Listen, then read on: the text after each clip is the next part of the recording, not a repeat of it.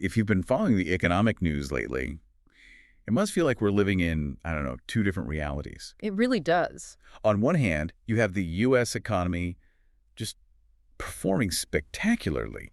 We're posting the strongest GDP growth in 2 years, and it's all fueled by this massive consumer spending. Yeah, holiday sales are expected to break $1 trillion for the first time ever. Exactly. Okay. But then you look at consumer sentiment, and it tells a completely different story. Confidence is down for the fifth straight month, hovering near some pretty recent lows. It is a classic economic paradox, isn't it? Right. You have this high-velocity spending clashing with just deep, deep uncertainty. Right. And that's precisely why we're doing this deep dive today. Our mission is to, cut through some of those mixed signals by looking at recent commercial real estate news. Okay.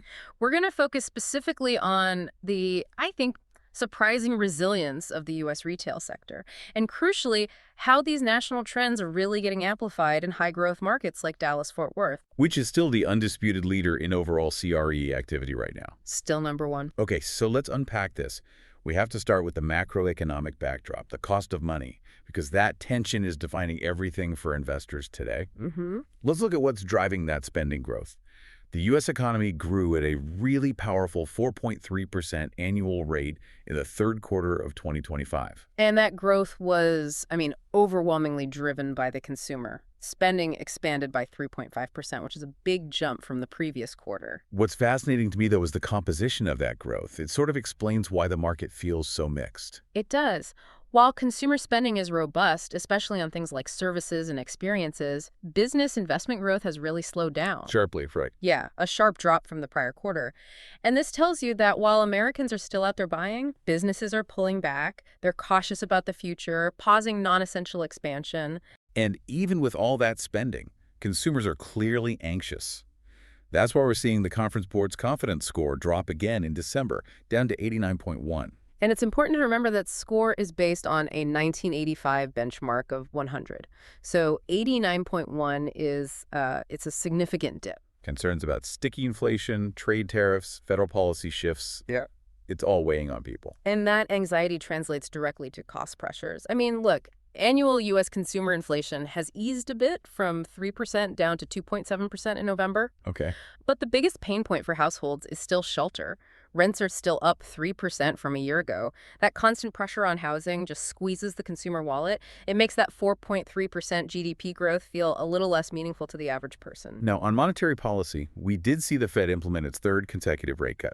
That puts the benchmark rate between 3.50% and 3.75%. Which was widely welcomed. It's a signal that the short-term borrowing rate is stabilizing in what a lot of people see as, neutral territory. So if we connect this to the bigger picture for commercial real estate, the narrative gets complex. It does. The Fed is signaling a slowdown in future cuts, maybe just one more in 2026. This confirms that the era of ultra-cheap, sub-4% money is, well, it's definitively over. So for CRE investors, financing costs are still high. We're talking mid-6% range for most borrowers. Right. And that's roughly double the rates we saw just a few years ago. It fundamentally restricts who can buy and what they can afford. But the capital markets are showing some signs of life. We saw CMBS issuance commercial mortgage-backed securities surpass $126 billion in 2025. That's the highest level since 2007. On the surface, that looks like epic market strength. And this is where that theme of selectivity comes in. While that $126 billion figure is massive, it really masks some lingering stress in certain sectors. How so? While that issuance strength is almost entirely fueled by loans tied to, say, high-quality data centers or prime trophy office assets, mostly in places like New York City. The majority of B and C class assets, suburban office parks, older retail centers, they're still struggling to get affordable financing. This higher cost of capital has really favored cash buyers. And it's forced what analysts are calling price discovery. Exactly. Meaning sellers finally had to accept that asset values had to be reset lower to meet this new reality. Precisely. Buyers only came back to the table when the valuations were recalibrated. It shows that high rates didn't shut down the market. They just forced a major and, frankly, a healthy correction. So it demands a much more selective and capital-rich approach. Which is why we're seeing such a clear bifurcation in performance. Okay, let's transition that into the retail sector itself, because this is where that consumer paradox really plays out. Low confidence, yet holiday spending is tracking about 4% ahead of last year. It's a mix, but the key point is that consumers are prioritizing specific types of spending. Online sales were especially strong, up almost 8%. But even brick and mortar did well. Electronics, clothing, and accessories both saw growth over 5%. Right. When people are concerned about the future, they tend to consolidate spending. It's either necessities or smaller, immediate rewards, like dining out or small luxuries, and that keeps the cash registers humming. And the National Retail Federation projected that total holiday spending would surpass $1 trillion for the first time.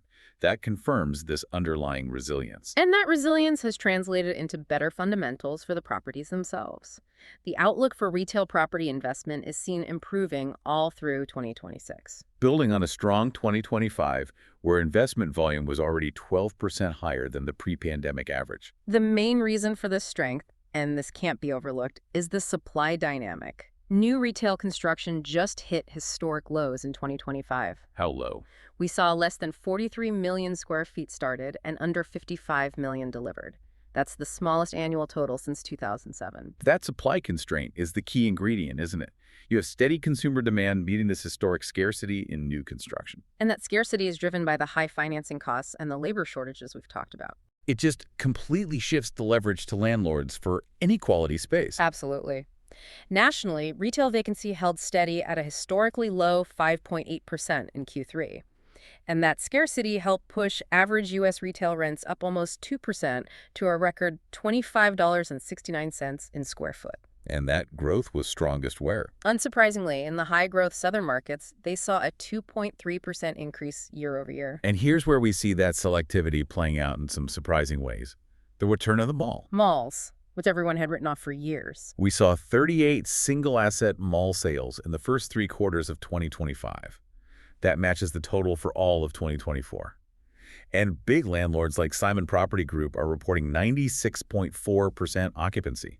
Very tight. But you have to highlight the difference here. The market is brutally bifurcated. A-class malls are thriving because they've invested in experiences and technology. They attract the right demographics. Right. At the same time, we saw 13 million square feet of obsolete mall space get demolished in just the first 9 months of 2025. 13 million, that's a huge number. That demolition rate is the clearest signal you can get.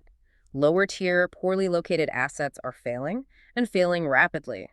The market is not lifting all boats. It's rewarding superior quality. We're seeing interesting moves from tenants, too. Food and beverage is clearly a priority. Darden Restaurants, Olive Garden's parent company, is ramping up openings. They're expecting 65 to 70 new locations this fiscal year. They're citing better-than-expected sales growth, with Olive Garden's same-store sales up 4.7%. And their story of distress is really a story of bad real estate. They're trying to renegotiate these pricey legacy leases from a 2014 sale-leaseback deal that were structured way above current market rates. And those outdated, rigid lease agreements are now dragging down their profitability. It just underscores the risk of poorly negotiated real estate contracts. A good tenant can still fail under a toxic lease. So let's bring this focus home. Let's pivot from the national trends to the market that's really capitalizing on all this dynamism.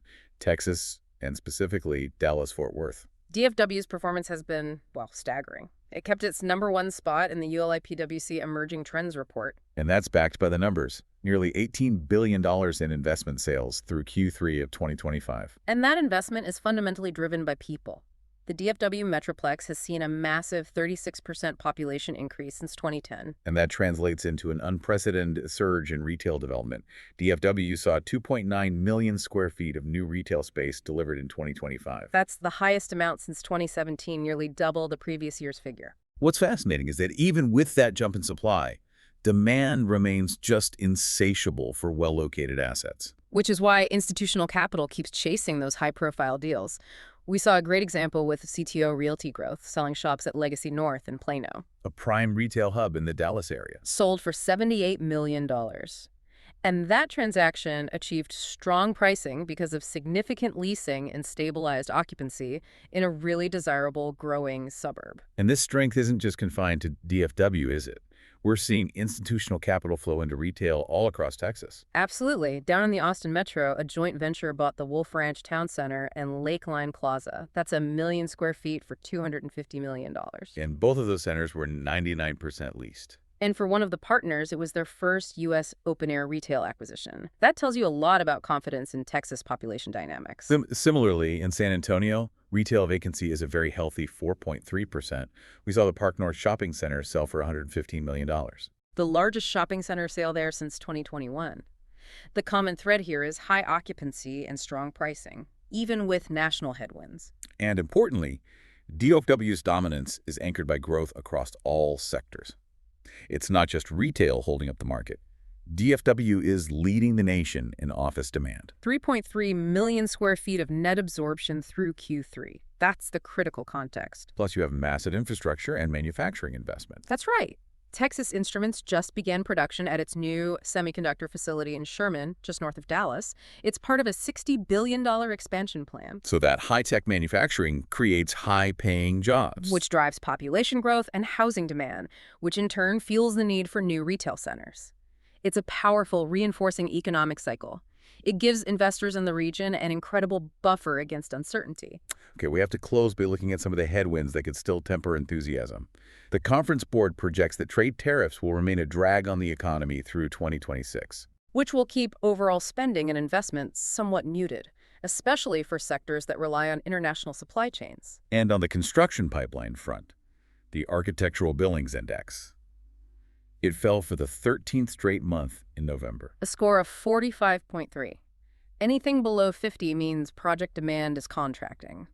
That continuous drop signals that future new supply will stay severely constrained. Even in high-growth markets. Even there. And despite construction jobs actually rising in 31 states, led by Texas. That labor shortage is a huge factor. Contractors keep reporting a lack of qualified workers as a key challenge to staying on schedule and on budget. And that tight labor market, combined with expensive financing, just reinforces the lack of new retail inventory we talked about earlier. Separately, we are tracking some policy changes. A federal executive order was just signed to hasten the reclassification of marijuana. From Schedule 1 to a less serious Schedule 3.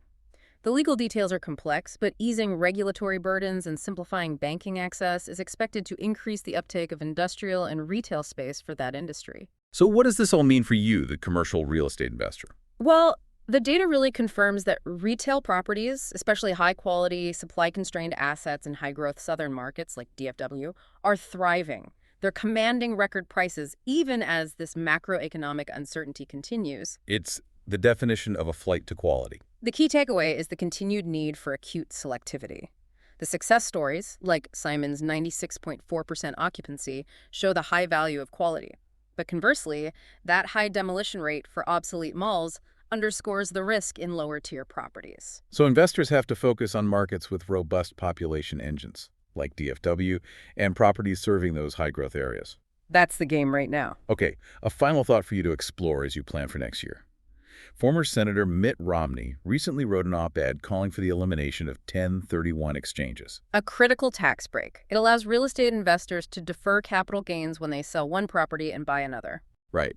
And we're talking about billions of dollars that flow through 1031 exchanges for CRE deals every year. It peaked at over $18 billion in 2021. So here's the question. What would the immediate and long-term consequences be for capital flow, for liquidity, and for asset pricing in a market like DFW retail if that crucial tax deferral were to suddenly close? It's a potential policy shift that could fundamentally reset how real estate investment decisions are made across the board.